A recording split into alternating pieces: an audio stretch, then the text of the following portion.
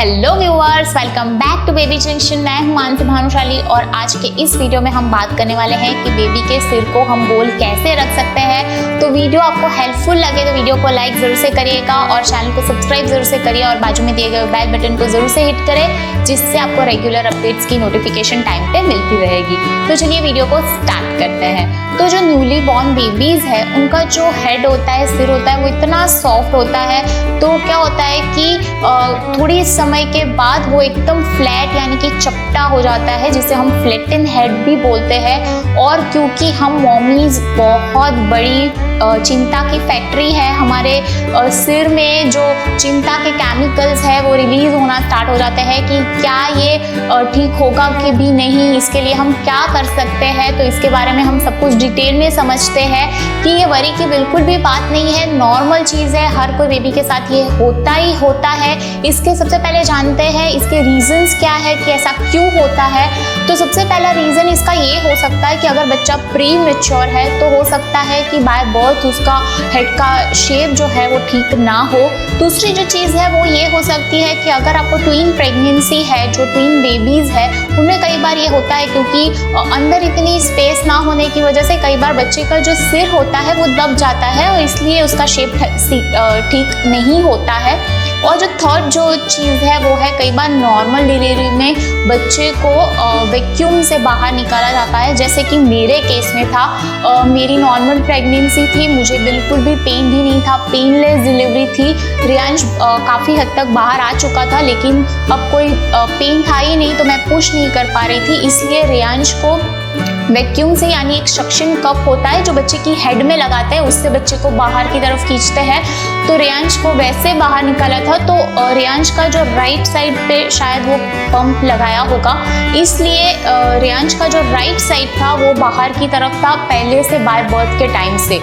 तो जैसे कि मैंने बोला, मुझे भी यही वरी थी कि क्या ये ठीक होगा कि नहीं। और डॉक्टर से बात करने के बाद मुझे समझ में आया कि कुछ टिप्स है जिसे फॉलो करके डेफिनेटली ये सब चीज़ें ठीक हो सकती है। बस हमें थोड़ा टाइम देना है, 1 से 1.5 साल तक ये सब चीज़ें बच्चे में ठीक हो जाती है। और ये तो हुई बर्थ के पहले की चीज़ें, लेकिन कई बार क्या होता है कि ये सब चीज़ें ना भी हो और अगर बर्थ टाइम पे बच्चे का हेड का शेप एकदम सही भी है, गोल, लेकिन क्या होता है उसके बाद बेबीज एकदम फ्लैट ही सोए रहते हैं। और क्योंकि बच्चे का सिर एकदम सॉफ्ट है, क्योंकि उसका ब्रेन डेवलप हो रहा है, उसके मसल डेवलप हो रहे हैं, तो वो एरिया इतना सॉफ्ट होता है कि वो सीधे के सीधे सोए रहते हैं। उनका सिर पे एक जगह पे बार बार प्रेशर आने की वजह से वो हिस्सा दब जाता है और वो एरिया फ्लैट हो जाता है। तो ऐसे में ऐसी कौन सी टिप्स है जिसे फॉलो करके हम उसे ठीक कर सकते हैं। तो सबसे पहली जो चीज़ है वो है हेड मसाज। हेड मसाज बहुत ही हेल्प करती है शेप को ठीक करने के लिए। हम क्या करते हैं, बच्चे को फुल बॉडी मसाज तो देते हैं, लेकिन हेड मसाज देना हम भूल जाते हैं। तो आप बच्चे को ज़रूर से हेड मसाज दें। 3 महीने से छोटे बच्चे के लिए हम और कोई चीज़ ज़्यादा ट्राई नहीं कर सकते हैं, तो ये जो 3 महीने से छोटे बच्चे हैं उनके लिए बहुत ही हेल्प करता है। तो आप 3 महीने से जो छोटे बच्चे हैं उन्हें ध्यान रख के हर रोज़ हेड मसाज दीजिए। दिन में 2 बार हल्के हल्के हाथों से आप सही तरह से दबा के बच्चे को ऐसे हेड मसाज दें। इससे क्या होगा कि हर जगह पे सही तरह से प्रेशर आएगा, तो जो कोई हिस्सा थोड़ा बहुत दब चुका है वो शेप में आना स्टार्ट हो जाएगा। इससे ब्लड सर्कुलेशन भी सही से होता है और जो बोन्स है वो भी डेवलप होना, उसमें भी स्ट्रेंथन आना स्टार्ट होता है। और ये बहुत हेल्प करता है सिर के जो शेप बदल चुका है उसे ठीक करने में। दूसरा जो पॉइंट है वो है बच्चे को आप 1 साल तक विटामिन डी के ड्रॉप ज़रूर से दें। विटामिन डी के ड्रॉप्स जो होते हैं वो बच्चे के जो बोन्स है उसे स्ट्रॉन्ग करने में काफ़ी हेल्प करता है। और जो सिर का शेप बदल चुका है बच्चे का, तो वो भी हेल्प करता है उसे ठीक करने में। तो 1 साल तक बच्चे को विटामिन डी के ड्रॉप ज़रूर से दें। डॉक्टर ने आपको प्रिस्क्राइब करके दिए ही होंगे, बट ना दिए हैं तो आप अपने रेगुलर विजिट में डॉक्टर को कंसल्ट कर लें और पूछ के लिखवा लें और 1 साल तक ज़रूर से दें। तीसरी जो चीज़ है वो है राई का तकिया। राई का तकिया बहुत हेल्प करता है बच्चे का जो शेप खराब हो चुका है उसे ठीक करने में, क्योंकि राई के जो दाने होते हैं वो बहुत फ्लेक्सिबल होते हैं, यहाँ से वहाँ मूव करते रहते हैं। तो जहाँ कहीं से बच्चे का जो हेड है वो दब चुका है तो उसे वो ठीक कर देते हैं। तो इससे आप ऑनलाइन परचेज कर सकते हो, मैं नीचे लिंक दे दूंगी डिस्क्रिप्शन बॉक्स में, वहाँ से आप ले सकते हो। या तो फिर अगर आपके घर पे बच्चे का कोई भी पिलो है तो उसके अंदर थोड़े से मस्टर्ड शीट्स आप डाल दीजिए और उसे स्टिच कर दीजिए और बच्चे को उस पे सुलाए। अब इसके साथ प्रॉब्लम ये है कि जो मस्टर्ड शीट्स है वो इतने गर्म होते हैं तो समर में ये बच्चे को काफ़ी स्वेटिंग करवा देते हैं। रियांश के साथ ऐसा होता था कि उसको एकदम स्वेटिंग हो जाता था और जिसका सिर है वो एकदम गर्म हो जाता था, जो भी सही नहीं है। तो हम क्या करते थे, इंस्टेड ऑफ राई हमने रियांश के लिए मूंग का तकिया बनाया था। जी हाँ, आपने शायद पहली बार आप सुन रहे होंगे, पर हमने ये किया था और ये बिल्कुल सही गया था रियांश के साथ, क्योंकि जैसे राई बहुत फ्लेक्सिबल होते हैं, यहाँ वहाँ मूव हो जाते हैं, वैसे मूंग जिसे हम मूंग बीन्स भी बोलते हैं, जिसके हम स्प्राउट्स बना के खाते हैं, ग्रीन पल्सेस बोलते हैं, वो भी बहुत फ्लेक्सिबल होते हैं, यहाँ वहाँ वो शिफ्ट हो जाता है। तो बच्चे का जो सिर जहाँ कहीं से दब गया है तो उससे वहाँ पे वो प्रेशर करके ठीक कर देते हैं। तो ये हर सीजन में सही से जाते हैं। तो इंस्टेड ऑफ राई आप मूंग का तकिया भी बना सकते हो। फोर्थ जो टिप है वो है कि आप जो कप के साथ जो रकाबी आती है उससे आप यूज़ कर सकते हो। ये हमने रियांश के साथ ट्राई किया था, बहुत अच्छे से जाता है ये भी।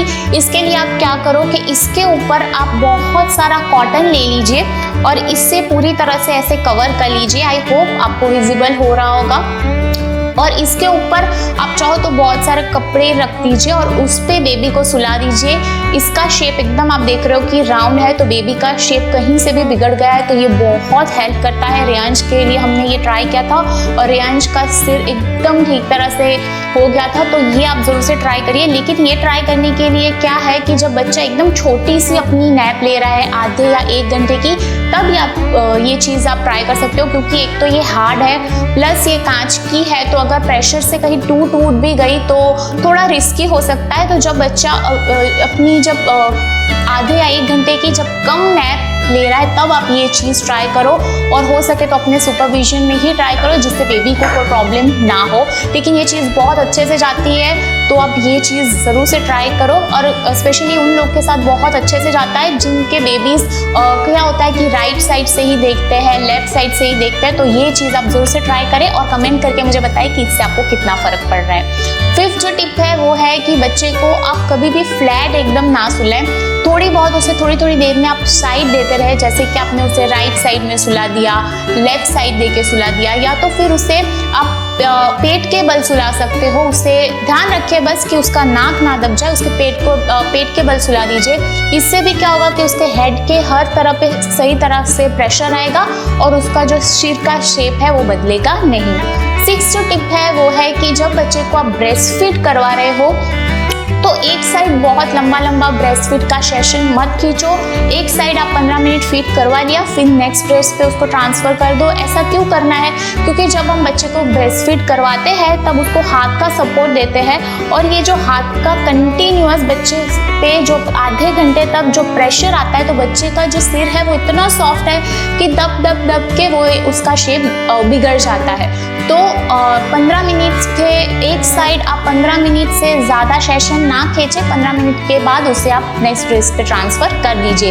ये भी बहुत हेल्प करता है बच्चे के जो सिर का शेप है उसे ठीक रखने के लिए। और जो लास्ट टिप है वो है कि बच्चे की जब गर्भनाल गिर जाती है उसके बाद आप बच्चे को टमी टाइम ज़रूर से दे। मैंने टमी टाइम का एक फुल वीडियो बनाया है, उसे आप चेकआउट कर सकते हो, उससे आपको डिटेल में इंफॉर्मेशन मिल जाएगी। टमी टाइम देने से बच्चा फ्लिप करना सीखता है और स्पेशली जो उसके बैक मसल है वो स्ट्रांग होते हैं और बच्चा अपनी गर्दन ऊपर उठा के यहाँ से वहाँ देखना स्टार्ट करता है। और इसकी वजह से हर जगह पे सही तरह से प्रेशर आने से बच्चे का जो सिर का शेप है वो ठीक होना स्टार्ट हो जाता है। तो ये कुछ टिप्स है, इससे आप रेगुलरली फॉलो करो। तो इससे क्या होगा कि अगर आप स्टार्टिंग से फॉलो करोगे तो बच्चे का जो सिर का शेप है वो बिगड़ेगा ही नहीं, और अगर बिगड़ चुका है तो धीरे धीरे करके बच्चा जो 6 से 7 महीने का होगा, जब वो फ्लिप करना सीख जाएगा तब तक वो सही हो जाएगा। और अगर ये जो सब चीज़ें आप फॉलो कर रहे हो, बच्चा 1 साल का हो गया है तो भी वो सही नहीं हो रहा है, तो भी आप वरी मत करो। 1.5 साल तक बच्चे का जो हेड है वो स्ट्रांग हो जाता है, वहाँ जो सॉफ्ट एरिया है वो धीरे धीरे धीरे करके हार्ड होना स्टार्ट हो जाता है और वो सही शेप में आना स्टार्ट हो जाएगा। फिर भी अगर आपको कोई भी वरीज है इसको लेकर, तो आपकी जब रेगुलर विजिट हो रही है डॉक्टर के साथ, तो इसके बारे में आप डॉक्टर से ज़रूर से बात कर लीजिए। वैसे तो डॉक्टर हमेशा बच्चों के जो हेड का मेजरमेंट है वो लेते ही है, जिससे उनको समझ में आए कि बच्चे का ब्रेन डेवलपमेंट सही से हो रहा है कि नहीं। लेकिन अगर आपके डॉक्टर ये नहीं कर रहे हैं तो डॉक्टर से आप बात करके इसके बारे में जो आपकी वरीज है उसे शॉर्ट आउट कर सकते हो। वीडियो को मैंने इन डिटेल कवर किया है, फिर भी आपको कोई भी क्वेरीज है तो आप मुझे पूछ सकते हो। कमेंट में आप मुझे बताइए आपको हमारे वीडियोस कैसे लग रहे हैं। वीडियो अच्छा लगा है तो वीडियो को लाइक जरूर से करिए और भी पेरेंट्स के साथ शेयर करें जिससे उनकी भी हेल्प हो पाए। Thank you for watching baby junction.